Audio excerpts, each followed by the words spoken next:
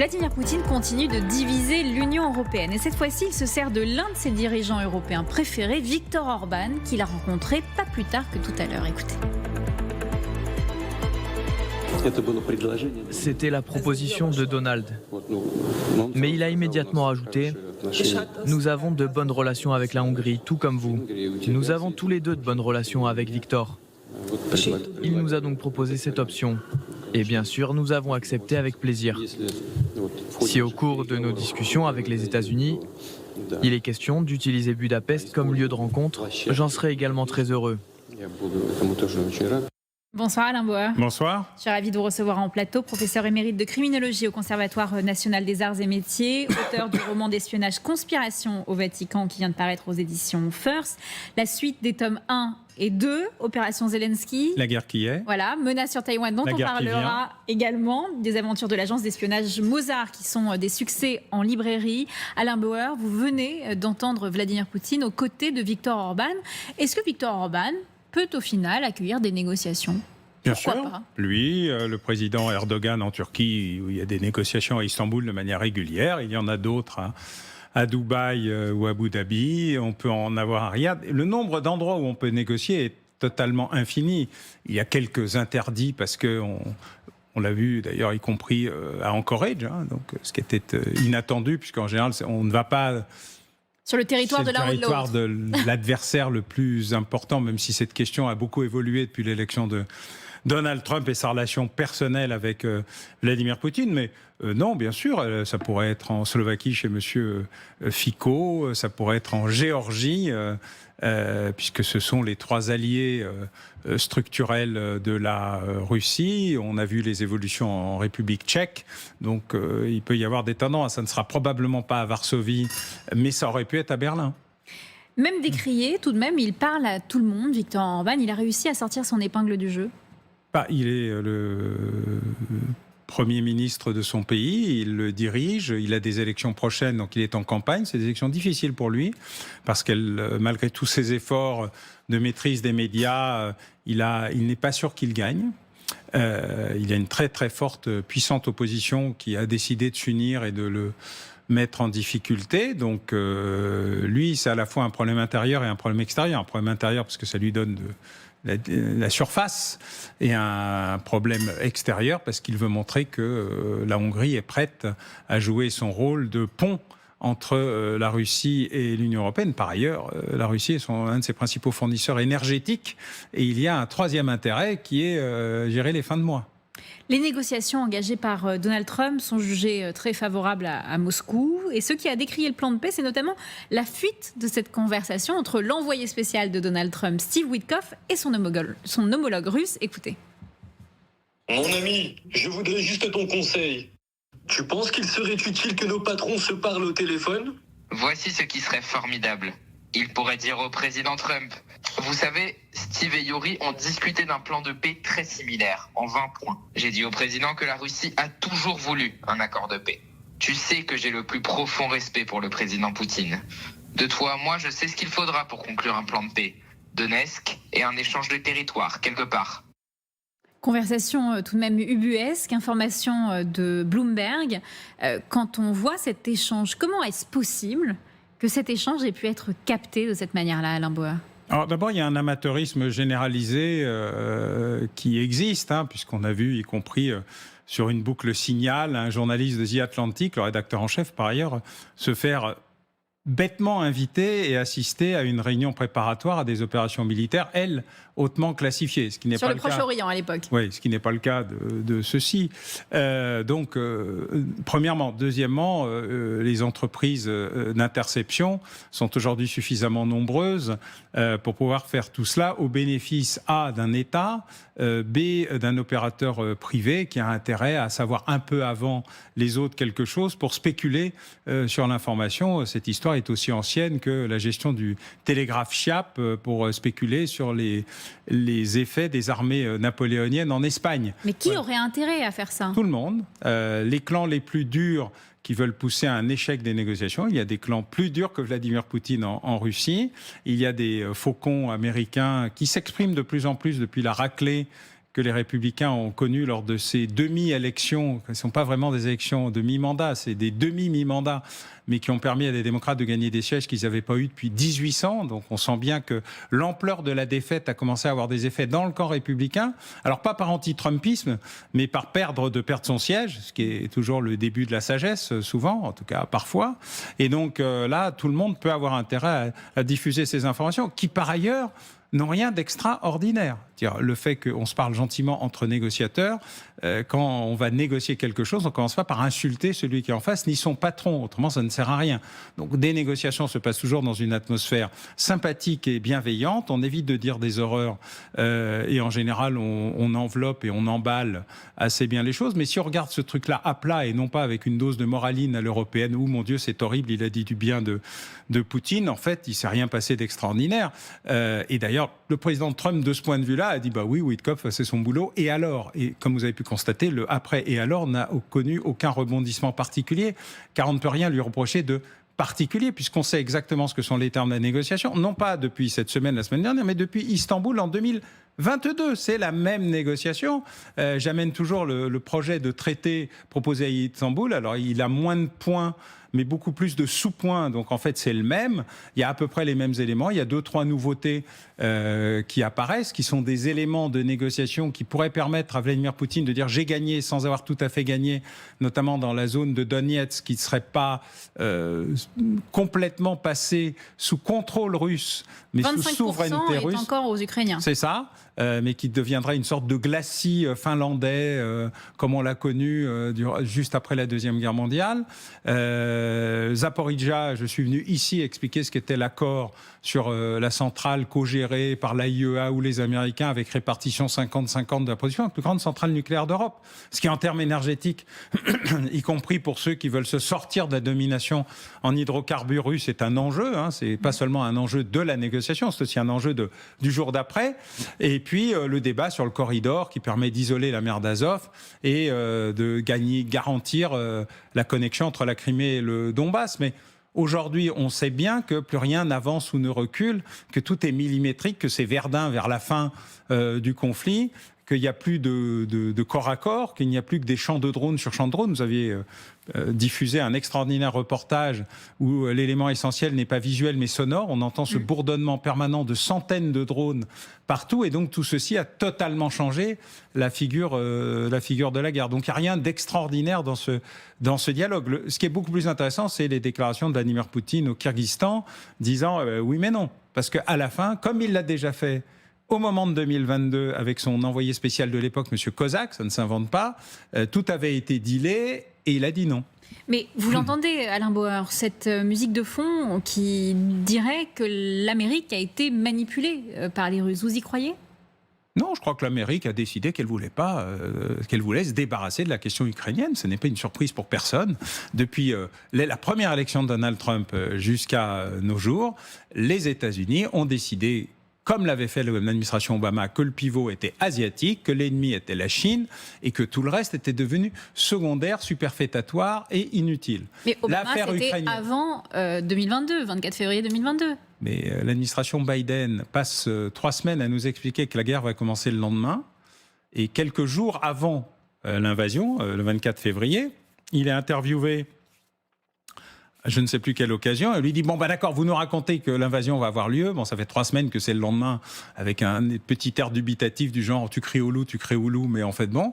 Et la question qui est posée par le journaliste, bon, et d'accord, et s'il envahit, qu'est-ce que vous faites ? Est-ce que vous envoyez des troupes ? Réponse, non. Bah, la réponse non a déclenché l'idée chez les Russes que bon, c'était autorisé. Pourquoi ? Parce que depuis la chute du mur de Berlin, il y a 3 zones neutres dans la relation entre la Russie et l'Occident. Pas seulement l'Union européenne, ni les États-Unis, l'Occident. L'Ukraine, la Géorgie et l'enclave de Kaliningrad. Tout le reste était ouvert, on pouvait l'entrer dans l'Union européenne, même l'Alliance Atlantique. On a négocié la réunification de l'Allemagne au nom de ces 3 interdits, ces lignes rouges absolues, qui ne voulaient pas dire que la Russie avait le droit d'envahir l'Ukraine, c'est pas ça qui est dit. Ça voulait dire que l'Ukraine n'entrait pas dans l'OTAN, pas plus que la Géorgie, pas plus que Kaliningrad, et qu'on n'allait pas isoler ou enfermer Kaliningrad. Nous avons tenu 10 ans sur cette idée, puis peu à peu, naturellement, l'effondrement du pacte de Varsovie, de la communauté des États indépendants, l'idée que la Russie était en plein chaos, a amené les Occidentaux pour des raisons d'ouverture de marché et les Américains pour des raisons de revanche et de vengeance sur cet ennemi qui leur avait tellement fait peur, à s'élargir et à s'étendre. Et nous nous sommes beaucoup étendus sur à peu près tout le pacte de Varsovie. Sauf ces 3 enclaves, l'enclave de Kaliningrad qui est russe, même si elle était historiquement allemande, et puis les 2 autres. Et puis, un pouvoir démocratique a pris le dessus en Géorgie, et il y a eu une guerre en 2008 pour récupérer 2 provinces irrédentistes, le Donbass géorgien, ce qui a obligé le président de l'Union européenne de l'époque et le président français Nicolas Sarkozy à intervenir avant que les troupes russes n'entrent dans Tbilissi, ce qui a été la première confrontation directe avec la Russie. Et la deuxième, c'est quand, en 2014, après l'affaire du Maïdan, qui pour nous est une révolution démocratique, et pour les Russes, c'est un coup d'État organisé par les Occidentaux, hein, voilà, les Russes ont dit, la Crimée, c'est à nous, et le reste est désormais à nous aussi. Et le conflit a commencé. Ce conflit n'a pas 3 ans, il a 10 ans. Et depuis 10 ans, les Européens sont toujours en retard, non seulement d'une guerre, mais même d'une initiative diplomatique, ou ne serait-ce que d'un mouvement pour dire aux Russes, attention, vous déclenchez l'engrenage. Or, les Russes fonctionnent selon une règle très simple. Escalade pour la désescalade. On tape d'abord, on discute ensuite, et nous sommes pour la désescalade. Donc on tape pas du tout. Puis au bout d'un moment, après s'être pris beaucoup de baffes, on se dit, ah oui, quand même, ça devient désagréable, donc on fait un mouvement. Les Russes disent, ah bah voyez, et ils refont un mouvement. Et comme on n'a jamais parlé le même langage que les Russes, et depuis le « nous n'enverrons pas de troupes » du président Biden, au moment où lui-même fait l'effort de dire, il va se passer quelque chose, attention, etc., eh bien, nous sommes toujours en retard d'un mouvement et les Russes sont toujours en avance d'un coup. Mais dans ces cas-là, comme aux échecs. Il aurait fallu faire quoi en 2014, Alain Bauer? Nous en verrons. Taper plus tard, taper plus fort déjà à l'époque. Dire en cas d'invasion russe, nous enverrons une force de maintien de la paix sous commandement américain. Cette simple phrase, disent les Russes aujourd'hui, c'est pas un secret. Disent les Russes auraient changé la nature de leur choix en termes d'intervention militaire, alors que ça faisait 3 semaines qu'ils avaient dû, y compris, rallonger leurs exercices pour ne pas trop déplaire au président Xi Jinping, qui ne voulait pas que ça se passe pendant les Jeux olympiques d'hiver de Pékin. Donc, on sait bien ce que sont les efforts et les limites de la diplomatie. Quand j'avais écrit « Au commencement était la guerre » qui raconte tout cela, je racontais l'envers du décor. C'est comme ce que je fais avec les 3 romans que vous avez cités tout à l'heure. 2 tiers de vrai confirmé, 1/4 de vrai qui ne l'est pas encore, et puis 10% de romans. Mais le fond du fond des choses, c'est qu'on sait toujours à quel moment il y a effectivement un point de bascule entre ce qu'on aurait pu éviter et ce qu'on a provoqué, souvent en voulant bien faire pour des raisons morales ou éthiques, mais qui ne sont pas la réelle politique. La réelle politique, elle est toujours là, elle gagne toujours. Et nous avons désappris ce langage-là. Vos interlocuteurs tout à l'heure l'ont très bien raconté. Moi, je me rappelle des discussions que j'avais avec le général Vigilant à l'école de guerre quand on réorganisait les formations sur le retour du réel et pas de l'illusion de la globalisation heureuse, qui était le désarmement, le désengagement, le fait d'avoir une armée, certes, toujours extrêmement professionnelle et valeureuse, mais qui était réduite à l'état de bonsaï, un peu de rien, un peu de tout, beaucoup de rien, à la fois échantillonnaire et expéditionnaire, plus de défense opérationnelle du territoire, et qui avait le plus grand mal, malgré les efforts de ces 3 chefs d'état-major des armées, parce que je rappelle le rôle du général de Villiers, lui puni par le président Macron pour avoir dit la vérité sur l'état d'insuffisance budgétaire majeure des armées, le général Burkhardt, qui est encore récemment, et le général Mandon, dans un style un peu particulier, en tout cas vis-à-vis de son auditoire, mais qui sur le fond dit la même chose que tout bon chef d'état-major des armées, surtout en période budgétaire, c'est qu'il faut réarmer massivement, justement pour ne pas avoir besoin de s'en servir.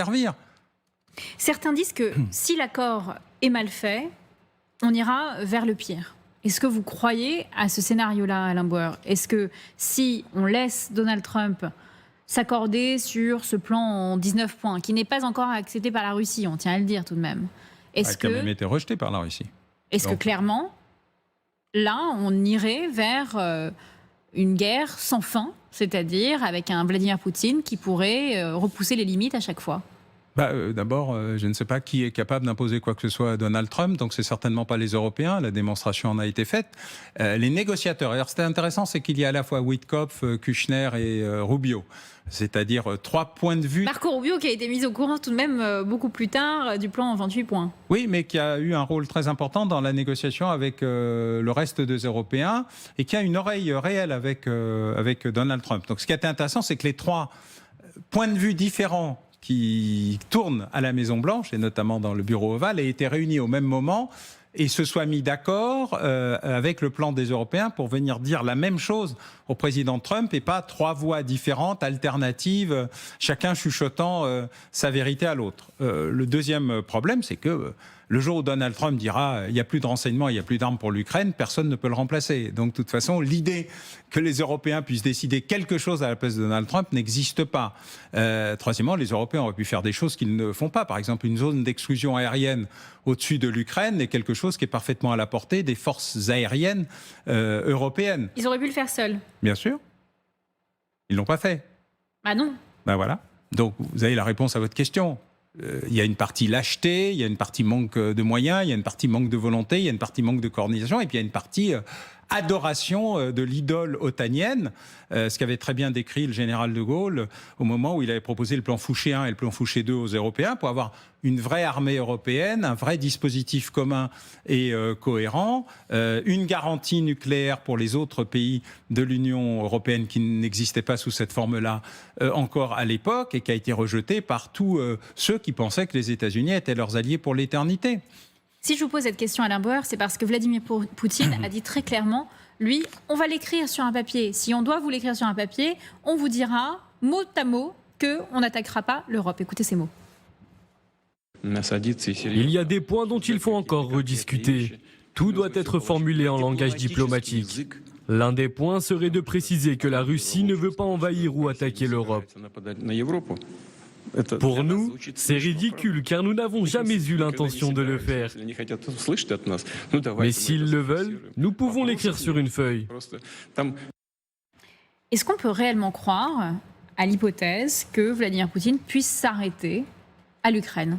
Alors, en 1994, je crois, à Budapest, la Russie, les États-Unis, la Grande-Bretagne et l'Ukraine ont signé un mémorandum qui garantissait de manière absolue et définitive, avec les garanties de sécurité des 3 pays, dont la Russie, à l'Ukraine le maintien total de sa souveraineté territoriale en contrepartie du retour en Russie de 3000 têtes nucléaires, puisque l'Ukraine était la 3e puissance nucléaire du monde.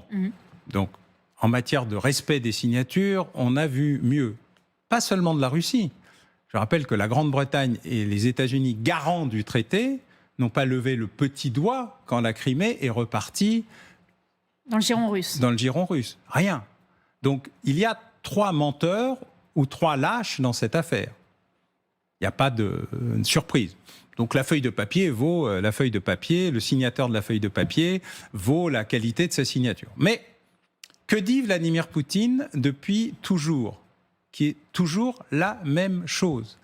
Il ne dit pas qu'il veut attaquer l'Europe, il dit « Je rappelle les règles historiques qui avaient été rappelées par son chef de l'époque, Evgeny Primakov, Premier ministre russe, après l'effondrement de l'ex-Yougoslavie, pays qui était ni russe ni occidental, c'était la 3e voie, vous savez, l'espace des non-alignés.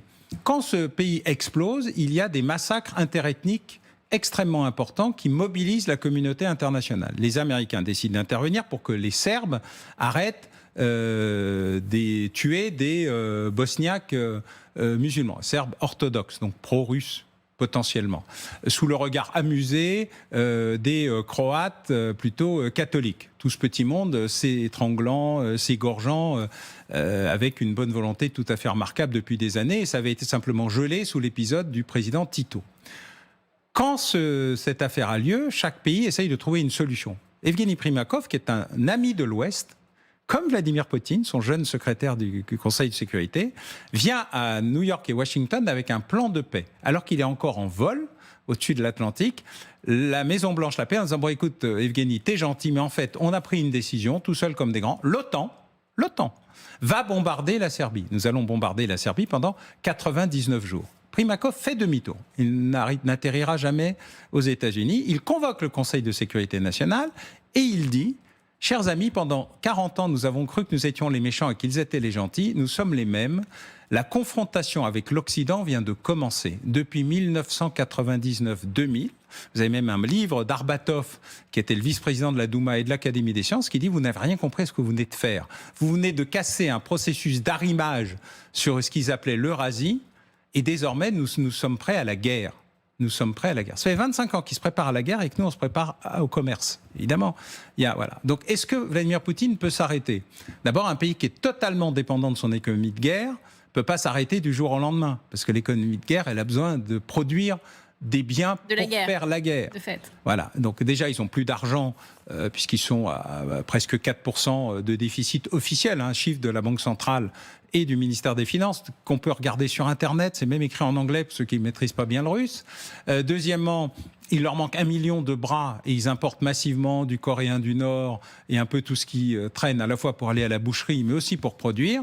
Et puis, troisièmement, à un moment ou à un autre, il faut garantir une sorte de victoire pour recomposer ce qui n'existe plus, le fonds de retraite qui a été totalement mangé par la guerre, le fonds social qui a été totalement mangé par la guerre, et la transition vers autre chose. Donc, à un moment ou à un autre, la pression économique et financière va être telle, la Russie, depuis ces mois-ci, vend ses stocks d'or pour financer l'incapacité annoncée par le Premier ministre Mikoustine au Parlement, à la Douma russe, de financer, y compris l'effort de guerre, où il dit « il me manque encore 10% des besoins uniquement pour l'effort de guerre, c'est-à-dire l'effort militaire et les primes et les règlements aux familles ». Donc on sent bien qu'il y a un enjeu à la fois de guerre d'attrition, on n'en peut plus, et en même temps de basculement de la capacité économique et industrielle de la Russie. Donc pour se refaire, il va bien falloir trouver des solutions, et de ce point de vue, la guerre nourrit la guerre.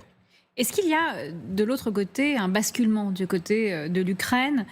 On sait que le sujet de l'adhésion de l'Ukraine à l'Union européenne est un sujet extrêmement délicat pour certains pays. Certains n'y adhèrent pas complètement, en tous les cas au sein même de leur société européenne. Le président ukrainien Volodymyr Zelensky a annoncé que son puissant chef de cabinet Andriy Yermak a remis sa démission après la perquisition de son logement par les enquêteurs de l'agence anti-corruption. Est-ce que l'Ukraine peut se remettre de ça, Alain Bauer? On peut toujours se remettre de la perte de son directeur de cabinet, de son chef de cabinet. C'est plus difficile quand c'est la corruption, tout de même. Quand c'est oui, mais alors l'idée qu'il y ait de la corruption en Ukraine n'est pas la nouveauté de la semaine. Le problème, c'est jusqu'où va-t-elle? C'est-à-dire jusqu'où le président Zelensky lui-même est-il atteint par la proximité non seulement de son directeur chef de cabinet, mais aussi de son meilleur ami et associé, qui est directement mis en cause par l'agence anticorruption. Et le vrai problème dans cette affaire, c'est pas l'efficacité de l'agence anticorruption, qui fait visiblement très bien son travail, c'est la tentative il y a 6 mois du pouvoir ukrainien de museler l'agence anticorruption, pressentant les effets terribles que cette affaire et les écoutes, justement, comme quoi on peut toujours tout écouter quand on a vraiment envie d'intercepter, allaient faire sur l'entourage le plus proche du président Zelensky. Donc il y a un véritable affaiblissement du pouvoir ukrainien, mais il y a pas, ça ne fait pas particulièrement les affaires des plus pacifistes ou des plus russophiles. Au contraire, il y a une volonté de la société ukrainienne résiliente et résistante qui dépasse l'entourage du président Zelensky. Mais on sent bien que le coup est extrêmement rude, extrêmement brutal. Et par ailleurs, ceux qui spéculent sur la guerre contre leur propre pays sont des traîtres. Et en général, ça ne se termine pas bien. Justement, ça nourrit une partie de l'opinion publique. On entend parfois, même de la part de personnalités publiques, la Russie n'est pas notre ennemi. J'aimerais vous montrer une séquence qui est assez parlante de ceux qui sont sur ce que vous appelez la ragosphère, par exemple, pro-russes, qui sont aussi dans les rues de France. Regardez. Nous avons décidé, nous SOS Donbass, mais pas simplement nous, parce que je vois que spontanément, il y a le même genre d'initiative en Europe, que ce soit en Italie, en Espagne, en Roumanie, pour que les peuples européens disent non, nous considérons que la Russie n'est pas notre ennemi, bien au contraire, la Russie est notre allié naturel, la Russie est notre ami. Image diffusée par le média pro-russe Sputnik. On voit des Français pro-russes dans les rues de Paris. Je me rappelle d'avoir fait un article à l'époque, en 2019, sur les manifestations des Gilets jaunes, où il y avait des gens qui rentraient du Donbass, qui étaient au sein même de ces manifestations, qui essayaient de faire en sorte que ce discours monte. Quel est l'intérêt de ces gens-là? Comment vous l'expliquez, Alain Bauer? Dans une démocratie où l'opinion publique est diverse, il y a toujours des tentatives soit de manipulation, soit simplement de conviction. Il y a des Français qui ne sont pas particulièrement poutinophiles et qui sont persuadés que ça n'est pas notre guerre, que l'ennemi n'est pas que la Russie n'est pas une ennemie naturelle et que le fait de la désigner comme une ennemie est parfaitement contre-productif. Je rappelle d'ailleurs que le début des opérations en Ukraine avait amené le président de la République à juste titre à dire qu'il ne fallait pas humilier la Russie.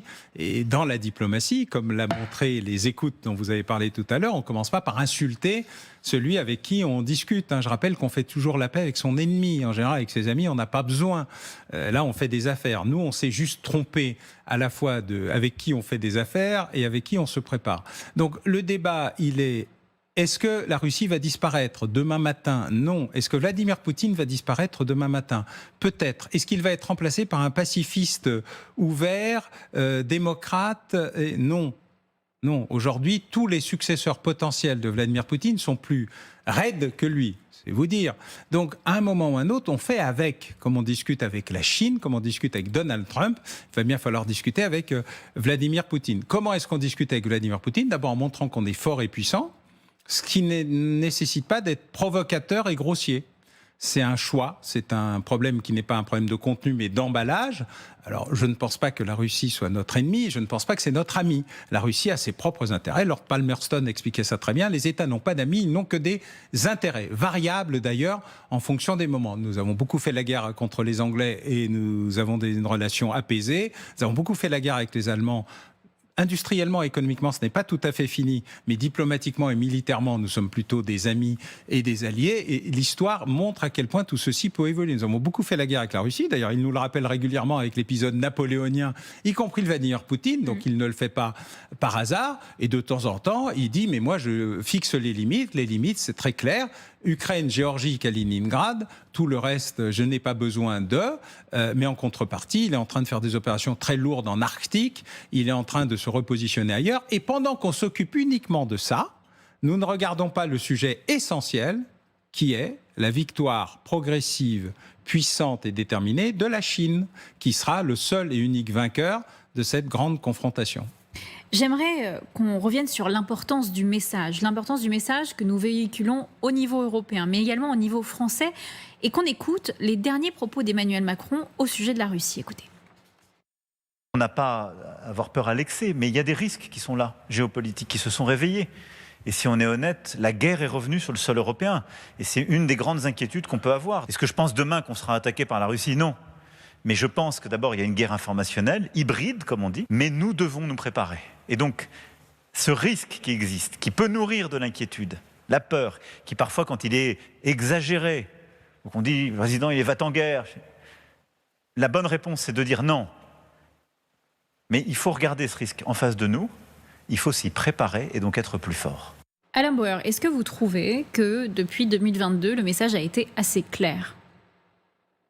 Ça dépend, puisque nous avons une communication à géométrie variable et extrêmement contradictoire sur beaucoup de sujets. Disons que depuis 2024, le message est plus clair et plus cohérent. Je rappelle que quand le général de Villiers dit « nous sommes à l'os, on n'a plus rien », le président Macron vient à l'hôtel de Brienne au ministère des Armées et dit « je suis votre chef, silence dans les rangs » et crée les conditions du départ brutal du général de Villiers puni pour avoir dit la vérité. Bon. Dire qu'à ce moment-là, on ne savait pas très bien quelle était la ligne et que visiblement, elle n'était pas la bonne. Quand ensuite, on est sur la ligne, il ne faut pas humilier la Russie, j'essaye jusqu'au bout une activité diplomatique. J'avais salué l'initiative du président de la République, mais malheureusement, lui avait un problème à l'époque qui était que l'administration Biden n'était pas prête à suivre sur une montée en puissance ou une intervention, en tout cas un signal suffisamment fort pour que les Russes comprennent. Je rappelle que la même affaire avait eu lieu sur l'invasion du Koweït, au moment où l'ambassadrice américaine va voir le président Saddam Hussein et qui lui dit « Ah oui, il y a une petite province, là, un truc, bon, vous savez, pour finir mes fins de mois, je vous ai beaucoup servi contre l'Iran, peut-être que... » Et qu'elle lui dit « Oui, peut-être. » Enfin, elle n'a aucune idée d'où est le Koweït et probablement pense-t-elle que c'est un truc perdu, enfin, une sorte de 3 km² dans un coin. L'invasion du Koweït a lieu et évidemment, tout le monde se réveille en disant « Ah ben non, ça, c'est pas autorisé. » Surprise générale des Irakiens qui disent « Mais si, vous nous avez dit que vous en aviez rien à faire. » Donc il y a un problème aussi dans la manière dont nous exprimons les choses. Là, je crois que si tu veux la paix, prépare la guerre. Si vis pacem parabellum est un fondamental de l'activité militaire et que l'expression telle qu'elle est paraît plus cohérente et plus structurée. Donc au moins, y a-t-il une ligne et elle semble avoir, depuis le général Burkhardt et désormais le général Mandon, même si on peut dire que le lieu d'expression était peut-être pas le mieux choisi, le fond des choses me paraît assez clair. Après, est-ce que nous avons les moyens de notre politique? Est-ce que nous aurons un budget pour avoir les moyens de sa politique? Et est-ce que tout ceci a du sens? On verra sur la durée. Et je rappelle qu'il n'y a pas de majorité à l'Assemblée nationale et que pour l'instant, c'est plutôt un jeu un peu terrifiant entre tragique et comique. Justement, une décision qui semble être en tous les cas saluée dans les sondages pour l'instant, c'est celle du service national annoncé par le président hier. Écoutez. Le service national s'adressera aux jeunes Françaises et Français majeurs qui auront exprimé leur volontariat lors de la journée défense et citoyenneté, qui deviendra journée de mobilisation en se recentrant sur les fondamentaux. Je veux ici insister sur le fait que le service national concernera seulement des volontaires et le cœur sera constitué par les jeunes âgés de 18 à 19 ans. Alain Bauer, est-ce que ça peut marcher ? Je n'ai pas tout à fait tout compris dans le processus parce qu'il est volontaire mais qui pourrait devenir obligatoire. Parce qu'il y a une deuxième... En cas de crise, dit-il. Oui, mais avec ceux qui seraient venus, donc il y a une sorte de... Voilà. Moi, je crois qu'il y a un besoin de recruter massivement, non pas des volontaires, mais des soldats, des engagés, qui eux-mêmes sont volontaires, contractuels, formés, préparés, capables, comme le disait très justement Michel Goya chez vous, d'être mis aux frontières et en projection hors des frontières. Je rappelle que la France a fait beaucoup d'opérations extérieures, ce qu'on appelait les OPEX. Parce que là, c'est le territoire national, c'est ce qu'a dit le président. Mais la défense opérationnelle du territoire, ça se fait avec des réservistes. C'est une autre catégorie où là, nous sommes évidemment très en retard. Donc je pense qu'il faut un peu, comme le service précédent, le service national universel, qui a été une épreuve de communication sans aucun contenu, qui a misérablement échoué faute de cohérence, le travail mérite plus de cohérence. Donc je pense qu'il faut au moins augmenter de 50% les effectifs des armées, au moins, notamment les terriens, qui sont les éléments les plus structurés en termes de défense opérationnelle du territoire. Donner à la gendarmerie nationale, par exemple, un rôle beaucoup plus important en termes de défense opérationnelle du territoire, c'est-à-dire en profondeur. Je rappelle que le chef d'état-major des armées précédent expliquait qu'on pouvait tenir 80 km pendant 8 jours. Donc on a un petit effort vu la taille de nos frontières. Et puis, à la fin, avoir un immense effort de remise à niveau sur un sujet qui n'est traité par personne. J'ai vu plein d'études sortir sur nous sommes capables de résister à la Russie, on a plus d'hommes, plus de cela. Oui, mais alors pas des drones. Et alors, curieusement, les drones qui ont tout changé sur le champ de bataille ne sont pas traités. Enfin, je rajoute un point qui n'a pas été vu. Fin octobre, un petit décret est paru en catimini qui permet de recruter des opérateurs privés, quasiment des mercenaires sans dire le mot, pour reprendre du terrain sur les opérateurs à la fois russes et américains que nous avions totalement supprimés depuis 2003. Donc, par ailleurs, les armées se préparent aussi à un autre style d'opération sur des territoires lointains.